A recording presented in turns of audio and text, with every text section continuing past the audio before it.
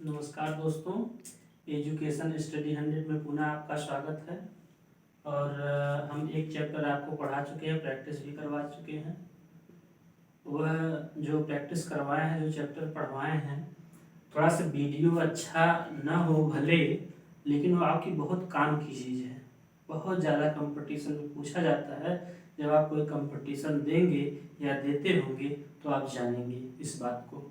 अब हमारा दूसरा चैप्टर है, तो दूसरा चैप्टर सिंपल एक छोटा सा चैप्टर है जो हर परीक्षा में 1 नंबर का पूछा जाता है। तो यह वीडियो आपको 1 नंबर देगा। विराम चिन्ह, हिंदी में विराम चिन्ह पूछा जाता है। विराम चिन्ह, विराम का मतलब ही होता है रुकना, यानी कोई सेंटेंस, कोई वाक्य होता है तो उसमें कहीं पर रुका जाता है, किसी सेंटेंस के बीच में ही रुकना पड़ता है, कहीं लास्ट में रुकना पड़ता है। तो हिंदी के विराम चिन्ह का प्रयोग हम लोग देखेंगे, और कितने विराम चिन्ह होते हैं, कौन कौन होते हैं, कौन कंपटीशन में पूछे जाते हैं, इसको हम देखेंगे। तो पहला है जो ये शुरुआत का 3 है विराम चिन्ह, 3 विराम चिन्ह है। विराम चिन्ह है आपका पूर्ण विराम। पूर्ण विराम आप लोग जानते हैं, कोई सेंटेंस खत्म होता है लास्ट में पूर्ण विराम लगता है। तो एक पूर्ण विराम सब लोग जानते होंगे, पूर्ण विराम, ये एक लाइन खींचकर पूर्ण विराम। यह पूर्ण विराम हिंदी के सेंटेंस में सबसे ज्यादा प्रयोग होने वाला चिन्ह है। पूर्ण विराम सबसे ज्यादा प्रयोग होता है, पूर्ण विराम। उसके बाद है दूसरा है अर्ध विराम। अर्ध विराम क्या है? अर्ध विराम पूर्ण विराम से कम समय, और एक है अल्प विराम, अल्प विराम से ज्यादा समय जिसमें रुकना हो, यानी पूर्ण विराम से कम समय और अल्प विराम से ज्यादा समय जिसमें रुकना हो, वहां पे वह होता है अर्ध विराम। तो अर्ध विराम में कैसे क्या होता है, एक ऐसे जैसे कामा आप देते हैं, कामा ऐसे देकर ऊपर एक बिंदी लगाई जाती है, तो इसको कहा जाता है अर्ध विराम। ये बहुत इंपॉर्टेंट है, परीक्षाओं में खूब पूछा जाता है अर्ध विराम। आपको बता दें अर्ध विराम कैसे लिखा जाता है, कैसे चिन्ह होता है। ऐसे सिंपल से कामा देकर ऊपर एक बिंदी, यह है अर्ध विराम। उसके बाद है अल्प विराम, यह भी कंपटीशन में खूब पूछा जाता है। अल्प विराम, अल्प विराम मतलब क्या है? ये अर्ध विराम से कम समय में जहां रुकना हो, कम समय जहां रुकना हो, वहां पर अर्ध विराम का प्रयोग करते हैं। अल्प विराम से भी कम समय जिसमें रुकना हो। तो अल्प विराम जिसको हम इंग्लिश में कहते हैं कॉमा, अर्ध विराम, अर्ध विराम ऐसे सिंपल से अर्ध विराम, कॉमा। कॉमा को हिंदी में कहते हैं अर्ध विराम और इंग्लिश में कहते हैं कॉमा। उसके बाद प्रश्नवाचक चिन्ह। प्रश्नवाचक चिन्ह कोई ऐसा व्यक्ति न हो कि जो प्रश्नवाचक चिन्ह न जाने। तो प्रश्नवाचक चिन्ह जिसमें प्रश्न का बोध हो, वहां पे प्रश्नवाचक चिन्ह लगता है। जिस वाक्य में प्रश्न का बोध हो तो प्रश्नवाचक चिन्ह यहां लगाए हैं, इसको आप देख लीजिएगा, प्रश्नवाचक चिन्ह। उसके बाद नंबर आता है विस्मयादिबोधक चिन्ह। विस्मयादिबोधक चिन्ह आश्चर्य प्रकट करने के लिए होता है। अरे आप आ गए, अरे वह मर गया, ऐसे में। तो विस्मयादिबोधक चिन्ह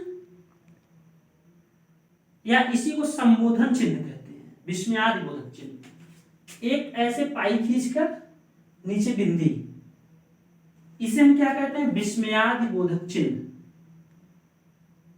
अरे सीता भाग गई, एक आश्चर्य की बात, अरे सीता भाग गई।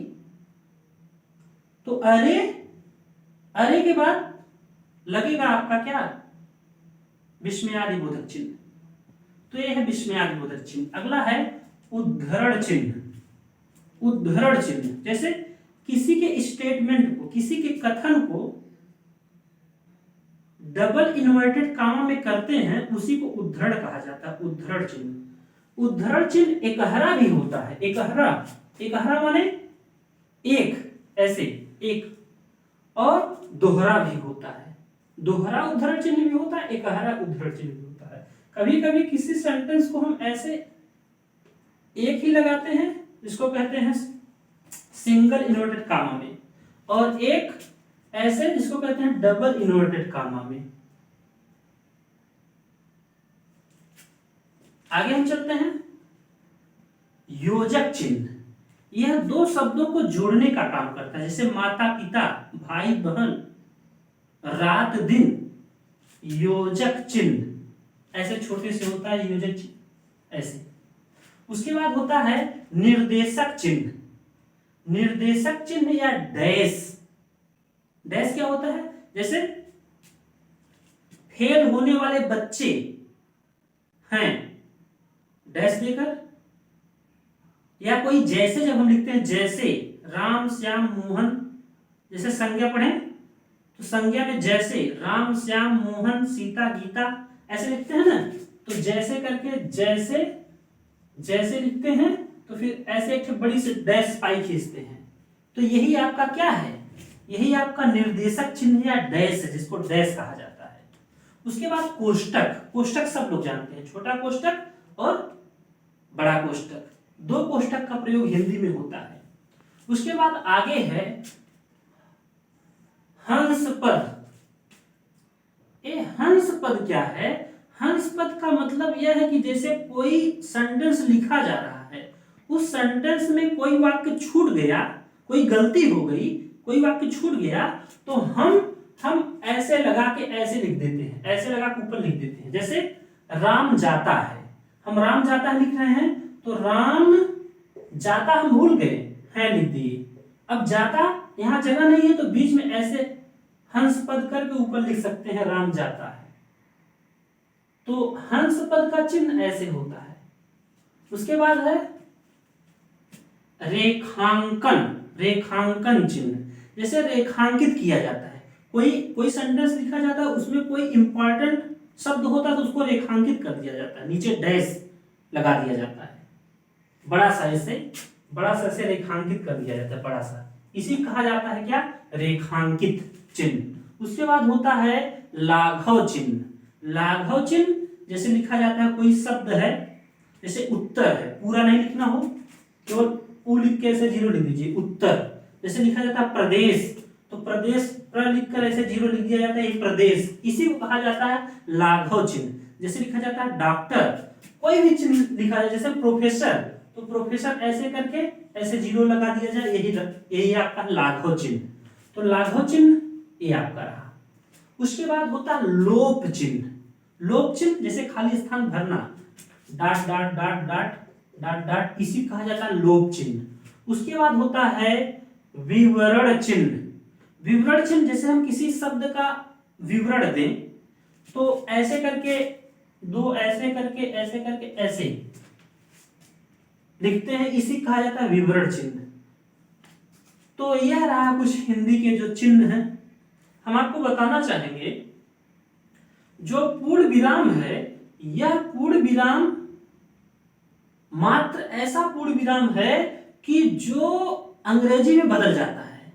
पूर्ण विराम अंग्रेजी में फुल स्टॉप हो जाता है, जिसका चिन्ह हो जाता है ऐसे सिर्फ बिंदी, एक बिंदी, फुल स्टॉप। और बकिया सारे चिन्ह अंग्रेजी में भी प्रयोग होते हैं और हिंदी में भी प्रयोग होते हैं। हिंदी के सारे चिन्ह अंग्रेजी में प्रयोग होते हैं, लेकिन जो पूर्ण विराम है, एक पूर्ण विराम ऐसे नहीं होकर इसको फुल स्टॉप, इंग्लिश में फुल स्टॉप होता है। लेकिन कंपटीशन में जो खूब पूछा जाता है, आप लोग इस बात को हमेशा ख्याल करिएगा, अर्ध विराम और अल्प विराम बहुत बार पूछा गया है, बहुत पूछा जाता है, परीक्षा में पूछा जाता है। और एक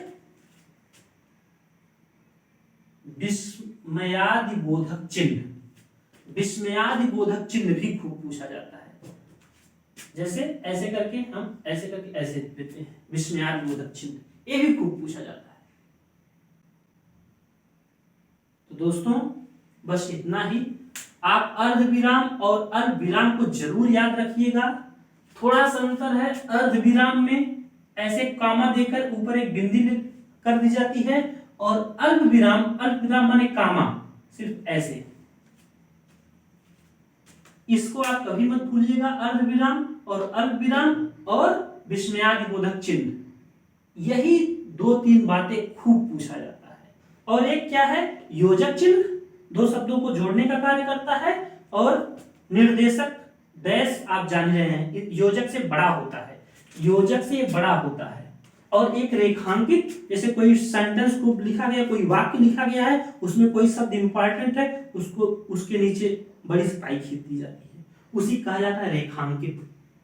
और आप जानते हैं लोप चिन्ह, जैसे कोई सेंटेंस बड़ा सा लिखा गया है, बीच में कोई गैप है, गैप कर दिया जाए, कोई चीज छोड़ दिया जाए, उसमें भरना हो, तो उसी कहा जाता है लोप चिन्ह।